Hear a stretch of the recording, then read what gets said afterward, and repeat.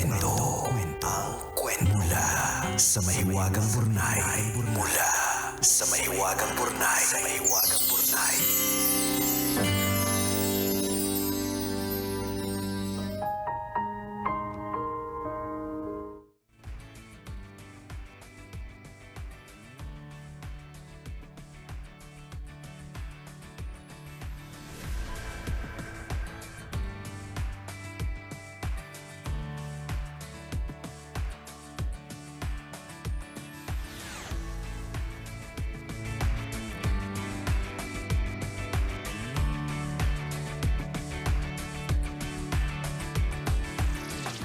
Dearest Nicole Ayala, aaminin ko hindi ako kagaya ng ibang tambalanista na kasama kayo ng 2 dekada. Ako kasi nakasama ko lang kayo ng 2 taon. Pero hindi ibig sabihin nun, hindi masyadong masakit sa akin yung paghihiwalay ninyo ni Chopper. Hindi ibig sabihin nun na naka-move on na ako. Ang lungkot-lungkot ko pa din. Tingin ko kasi wala yun sa tagal o iksi ng pinagsamahan kung hindi sa naging impact ninyo sa simpleng buhay ko. Una ko kayong napakinggan sa YouTube noong 2022. Matindi ang pinagdaraanan ko noon. I was suffering from anxiety. Alam niyo yung pakiramdam na parang gumuguho lahat sa paligid ko kahit hindi naman. Yung wala akong mahugot na dahilan para magpatuloy pa. Yung gigising ka ng malungkot, matutulog ng malungkot, at mananaginip ng malungkot. Yung buhay ko that time, puno ng lungkot. Nag-uumapaw. Walang pagsidlan. Nasa bahay ako noon nang aksidente kong ma-play yung isang video nyo sa YouTube. Grabe yung tawa ko. Authentic. Labas nga lang ngala, maiyak-iyak pa. Yung tawang masakit ang ribs mo pagkatapos. Panalo yung mga batuhan nyo ng jokes. Yung mga payo nyo na may halong kalokohan. Yung mga nakakakilig na kwentuhan gaya nung binasa mo yung love story nyo ni Joe Dick. Ang tamis ng ngiti ko habang pinapakinggan ko. Alam mo Nicole, ang tagal ko nang gustong mag-message pero dahil sobrang fan nyo ako, nahihiya ako. Gusto ko kasing magpasalamat dahil tinuruan nyo ako kung paano tumawa ulit. Pinakita nyo sa akin na napakaganda ng buhay para sukuan. Pinaalala nyo sa akin na pwedeng madapa basta handang bumangon. Dahil sa inyo, napagtanto ko na sa likod ng bawat madilim na gabi ay ang nakakasilaw na bukang liwayway na punong-puno ng pag-asa. Isa po ako sa napakaraming nalungkot sa pag-alis ni Chopper. Pero sabi nga, when you suffer, you feel pain without meaning. But it will become meaningful when you love. Mahal ko kayo tambalan. Yun lang yung gusto kong itira sa puso ko. Pagmamahal at pasasalamat sa kakaibang tandem na bumago ng buhay ko. Muli, maraming salamat. Nagmamahal, Daisy.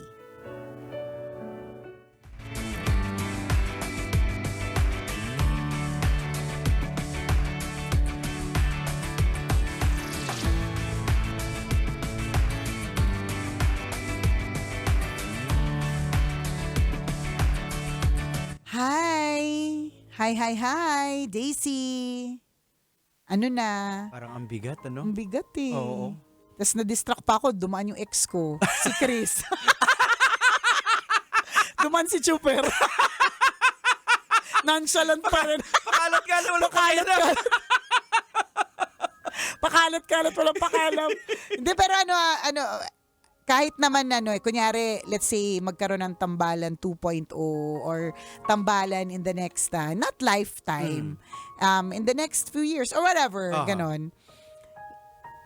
Siguro yung yung pagtatampo ko sa pagiging nonchalant niya, hindi ko na yun mararamdaman. Mhm. Kasi alam ko na one time during a goodbye episode, he was able to express his love. Binuksan niya yung... Oo, binuksan niya yung puso niya Puso. sa napakaraming tao na hindi naman niya ginagawa. So, kung dumating man yung time na magkabalikan kami ulit, Mhm.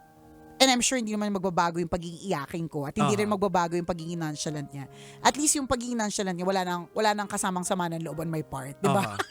Yun naman yung, I think kung meron akong, kung titingnan ko na ngayon na on a medyo positive note yung paghiwalay, yun naman din yung gift na naibigay sa akin. Yung gift na, mahal naman pala ako nito, kahit nonchalant siya. Well, actually, isa sa mga ako nakita ko as an observer, 'di ba, parang binuksan din yung side mo na parang sabi ni Chris, part na daw ng DNA niya ang Nicole Ayala. Na dati sumasama yung loob mo kasi parang Oo, feeling mo wala siyang pakialam. Feeling ko wala. Parang ako lang yung may pake. Alam mo yun, laging ganun. And for the longest time. And even until the end. Aha. Kasi until the end, hindi niya sinabi sa akin yung decision niya, di ba? Until the end. So parang yung pagiging nonchalant until the end. Mhm. Pero hindi pala. Talagang sadyang you only meet a character like that Mhm. once in your life. Aha. May kakilala ka bang mas nonchalant pa sa kanya? Parang Parang wala din, di Parang ba? wala na eh. Parang kung tinanong ko sa'yo kung may kakilala ka ba nagsusuot ng ganito kalaking ribbon sa damit, parang wala din, di ba? So, hence, kaya kami kakaiba eh. Kaya ganun. Kaya whether it's 20 years, like the others, or 2 years, like Aha. itong si Daisy, di ba? The effect is still the same. The tambalan effect is still the same. 'Di ba? Honestly, kung iisipin ko lang din lahat ng mga sinabi namin, hindi ko alam kung alin doon yung may sense sa totoo. Kasi sa totoo lang, madalas lang akong magkwento ng buhay ko. Madalas lang akong magkwento ng mga na-observe ko, ng mga mamarites ko, 'di ba? Aha. So, ano namang nakaka-inspire doon? Saan yung values? Saan yung values doon? Totoo, parang saan yung may valuing doon? Kasi bilang lumaki ako sa isang Catholic school for girls, iba yung definition ko of actually valuing something. Ibig sabihin, yung pag trinay mong ibigay yung value sa isang kwento, iba eh. Hindi yung mga kwento ko. Iba yung iba.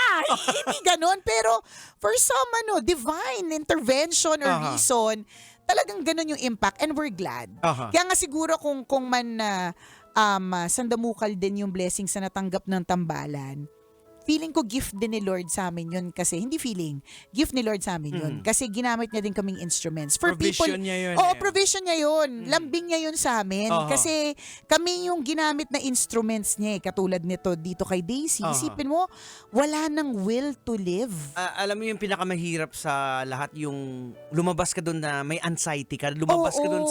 sa parang Shell na yun, mo? sa shell na yun na parang Paano? wala ka ng reason na maging masaya. Oo. Ganun yung anxiety kasi halos naman lahat tayo siguro napagdaanan natin. Ako personally napagdaanan ko yan.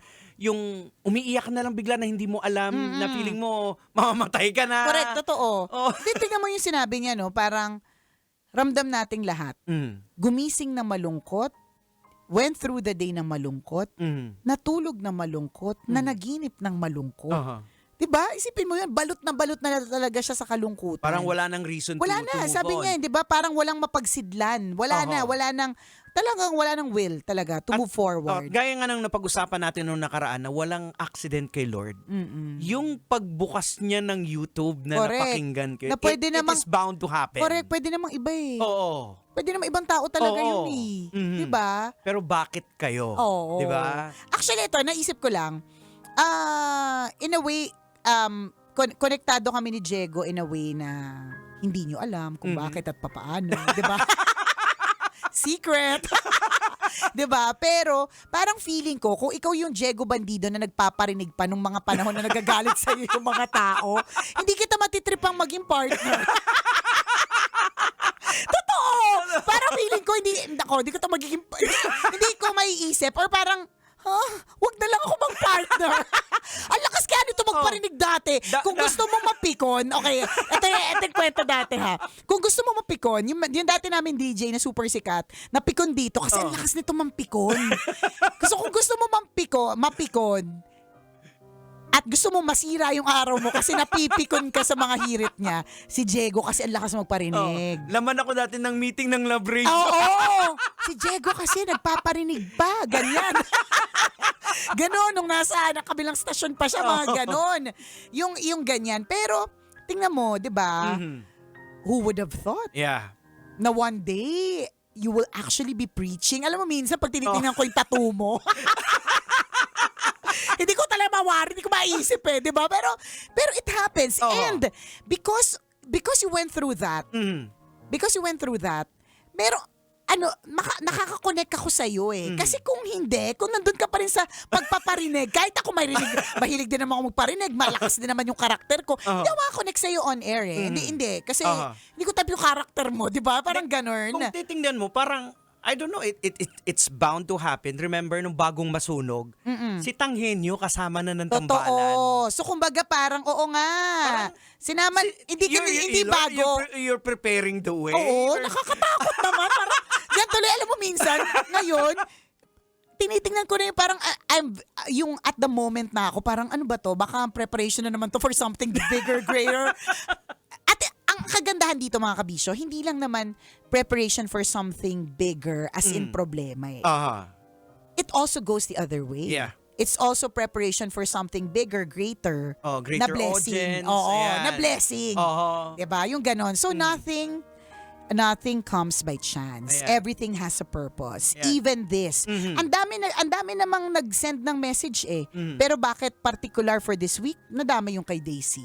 Diba? Ang dami naman pwede I mean, Na dami 2 years lang siya nakinig Correct. ng tambalan pero ganun kalalim yung Diba? attachment niya. Tama ka dun sa sinabi mo kanina. Pwede namang iba yung napanood niyang YouTube video Oo. Pwede rin namang ibang DJ. Oo, tama. Pwede rin namang ibang topic na hindi masyado nakakatawa. Kasi Correct. may mga days din naman talagang walay din naman kami. Yung Oo. parang ramdam na, as DJs, ramdam po namin yan na parang ang pangat yung segment natin ngayon. Oo. Or parang bangag, basag, sabaw yan. Sabaw na sabaw. Pero, At saka mama, maraming mas magaling na nagbibigay ng advice, Correct. ng payo. Mas maraming may oo, mas may sense. credible.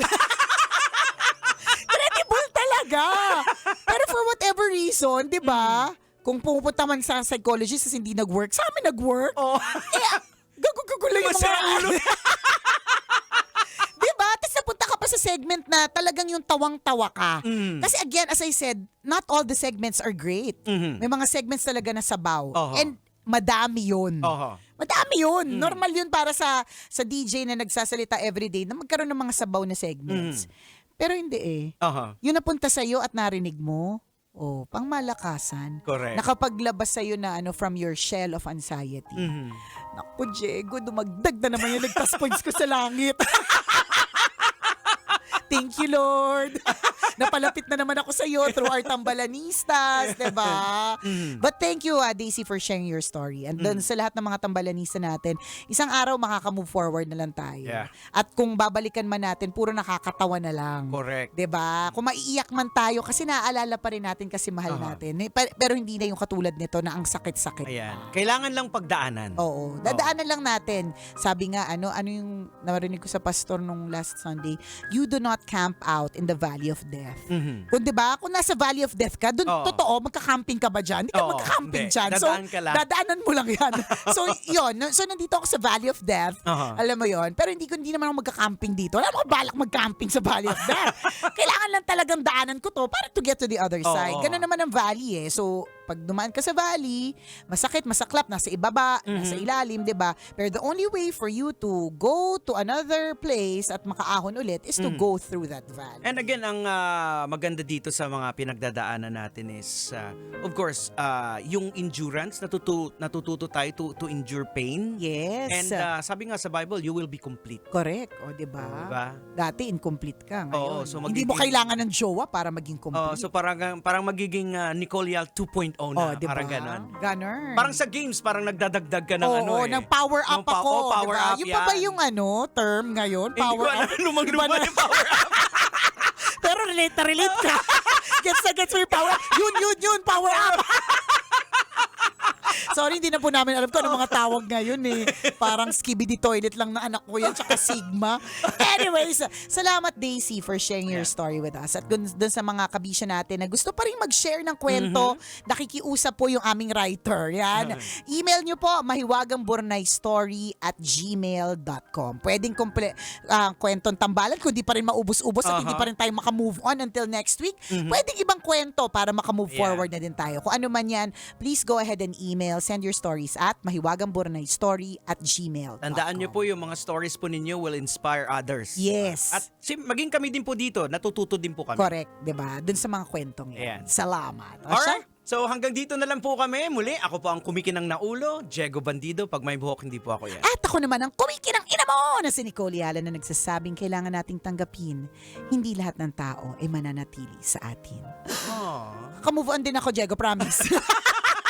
Kailangan pa bang i-memorize yan? Basic! Kailangan pa bang i-memorize yan? Love Radio. Basic!